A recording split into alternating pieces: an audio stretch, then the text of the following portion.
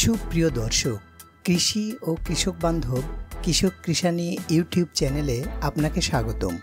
ডিম হতে বাচ্চা ফুটে বের হবার পর বাচ্চা তার শরীরের তাপমাত্রা নিয়ন্ত্রণ করতে পারে না, কারণ এই সময়ে তাপ নিয়ন্ত্রণের অঙ্গগুলো বিকাশ লাভ করে না। এর ফলে বাচ্চা শীত, অতিরিক্ত তাপ, বায়ু প্রবাহ, বৃষ্টিপাত সহ্য করতে পারে না, যার কারণে বাচ্চাগুলোকে তাপ নিয়ন্ত্রণ করে এমন একটি প্রাকৃতিক পরিবেশে রাখতে হয় যেখানে বাচ্চাগুলো নিরাপদ ও আরামদায়ক পরিবেশ পায়। আর এটি হলো বাচ্চার ব্রুডিং ব্যবস্থা। মূলত মুরগি পালনের সফলতার 90% নির্ভর করে বাচ্চার ব্রুডিংয়ের উপর। বাচ্চার ব্রুডিং যদি সঠিকভাবে না করা হয় তাহলে ব্রুডিং নিউমোনিয়া, বাচ্চার নাভিকাঁচা রোগ, রক্ত আমাশয়, প্যারালাইজড, সর্দি কাশি সহ বিভিন্ন রোগে আক্রান্ত হয়ে অকালেই বাচ্চা মারা যেতে শুরু করে। ফলে লাভের গুড় পিঁপড়েই খেয়ে যায়। তাই আজ জানবো আদর্শ ব্রুডিং ব্যবস্থা সম্পর্কে। তো চলুন শুরু করা যাক।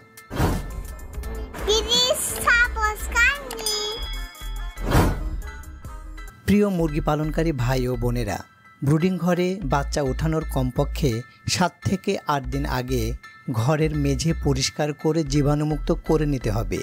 ব্রুডিংয়ের জন্য প্রয়োজনীয় সরঞ্জামাদি, খাদ্যের পাত্র, পানির পাত্র, ব্রুডার, চিক গার্ড, তুষ ইত্যাদি ভালোভাবে ধুয়ে রোদে শুকিয়ে জীবাণুমুক্ত করতে হবে। অনেক খামারই ভালোভাবে খামার ঘর ও প্রয়োজনীয় সরঞ্জামাদি জীবাণুমুক্ত না করেই ব্রুডার হিসেবে ব্যবহার করেন, যা পরবর্তীতে রোগের কারণ হয়ে দাঁড়ায়।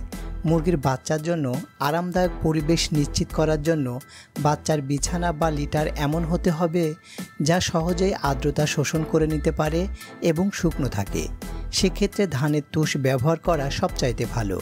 শীতকালে লিটার 3 থেকে 4 ইঞ্চি এবং গ্রীষ্মকালে 2 ইঞ্চি পুরুত্ব করে বিছিয়ে দিতে হবে। বাচ্চা ব্রুডারে ছাড়ার কমপক্ষে 4 থেকে 6 ঘন্টা আগে ব্রুডার চালু করে প্রয়োজনীয় তাপে নিয়ে আসতে হবে।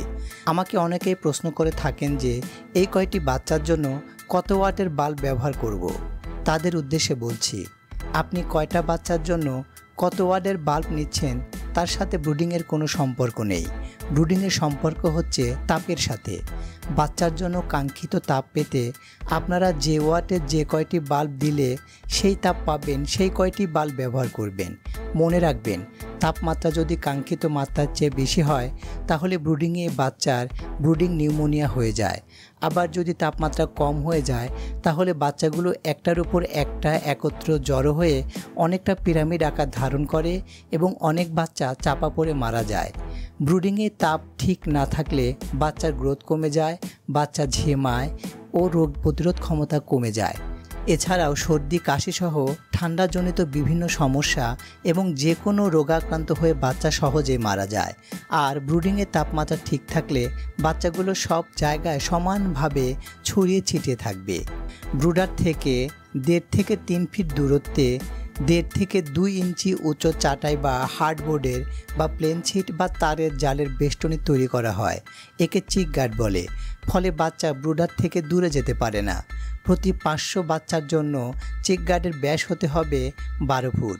ব্রুডার এমনভাবে ঝোলাতে হবে যেন তাপমাত্রা সঠিক রাখার জন্য প্রয়োজনে ব্রুডার ওঠানো বা নামানো যায়।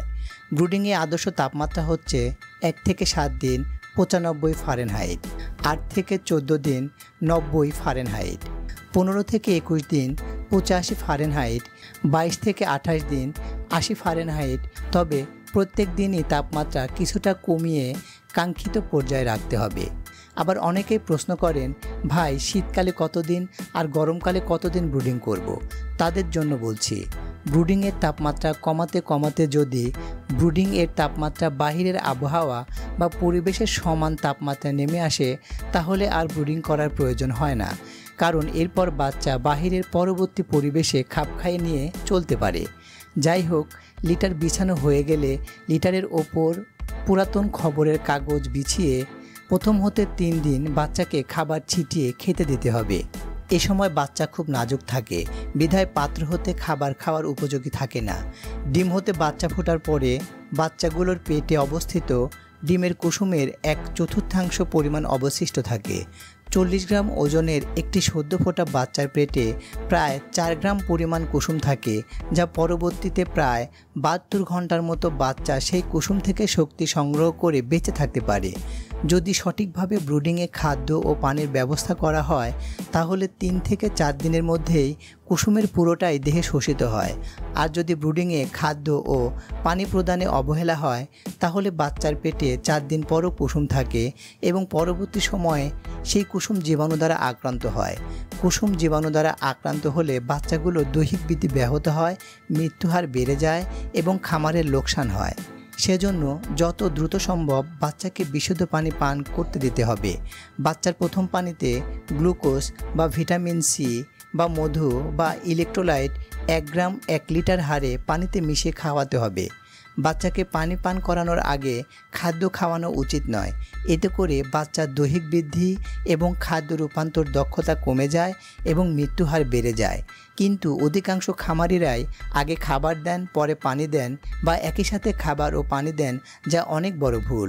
তাই বাচ্চাকে 4 থেকে 6 ঘন্টা আগে পানি পান করিয়ে নিতে হবে এবং পরে স্টার্টার খাবার প্রদান করতে হবে।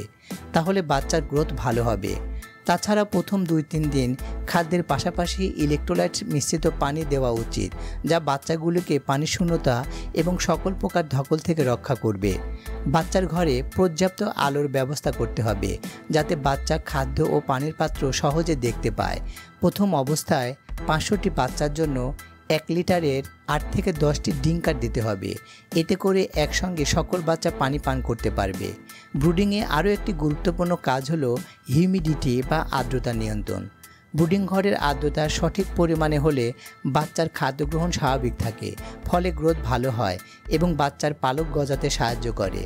সাধারণত ব্রুডিং ঘরে প্রথম সপ্তাহে শতকরা 40 থেকে 50, দ্বিতীয় সপ্তাহে 50 থেকে 60 এবং পরবর্তী সপ্তাহে 60 থেকে 70% আর্দ্রতা রাখতে হয়। মুরগির ঘরের আর্দ্রতার পাশাপাশি লিটারের আর্দ্রতা নিয়ন্ত্রণ করতে হবে। সব বয়সের মুরগির জন্য লিটারের আর্দ্রতা 20 থেকে 25% রাখতে হয়। লিটারের আর্দ্রতা কম হলে বাচ্চা ডিহাইড্রেশনে বা পানি শূন্যতায় ভোগে। অধিকাংশ ক্ষেত্রেই লিটারের আর্দ্রতা কম থাকলে বাচ্চার পা শুকিয়ে প্যারালাইজড হয়। লিটারের আর্দ্রতা কম থাকলে সবচেয়ে বড় যে সমস্যা হয় তা হচ্ছে ধূলিকণা উঠতে থাকে, ফলে বাচ্চার সর্দিসহ শ্বাসতন্ত্রের বিভিন্ন রোগ হয়। লিটারের আর্দ্রতা বেশি থাকলে লিটার ভেজা বা স্যাঁতসেঁতে হয়ে যায়, ফলে সহজে অ্যামোনিয়া গ্যাস সৃষ্টি হয়, যা রোগের অন্যতম প্রধান কারণ। এছাড়াও বাচ্চার চোখ ফুলে যায়, চোখে পানি আসে, সর্দিসহ শ্বাসতন্ত্রের বিভিন্ন রোগে আক্রান্ত হয়। লিটারের আর্দ্রতা বেশি হলে রক্ত আমাশয় সহ লিটার ঘটিত বিভিন্ন রোগের প্রকোপ বেড়ে যায়। ব্রুডিংয়ে বাচ্চার মৃত্যুহার বেশি হওয়ার অন্যতম বড় কারণ হচ্ছে লিটারের আর্দ্রতা বেশি হওয়া। এজন্য অবশ্যই ব্রুডিংয়ে আর্দ্রতা নিয়ন্ত্রণ করতে হবে। এক্ষেত্রে লিটারের আর্দ্রতা বেশি হলে বা ভিজে গেলে তার সঙ্গে সঙ্গে পাল্টিয়ে দিতে হবে। আবার আর্দ্রতা কমে গেলে লিটারে পানি স্প্রে করে আর্দ্রতা স্বাভাবিক রাখতে হবে। সঠিকভাবে ব্রুডিং সম্পন্ন হলে বাচ্চার রোগ প্রতিরোধ ক্ষমতা বৃদ্ধি পায়, দ্রুত ওজন বাড়ে, খামারিরা লাভবান হন। তাই ব্রুডিং সম্পর্কে আরও কিছু জানার থাকলে কমেন্ট করতে পারেন। ভিডিওটি ভালো লাগলে লাইক ও শেয়ার করে ছড়িয়ে দিন অন্যদের উপকারের সাথে, এবং অবশ্যই চ্যানেলটি সাবস্ক্রাইব করে পাশে থাকা বেল বাটনটি অল করে দিতে ভুলে যাবেন না। ধন্যবাদ।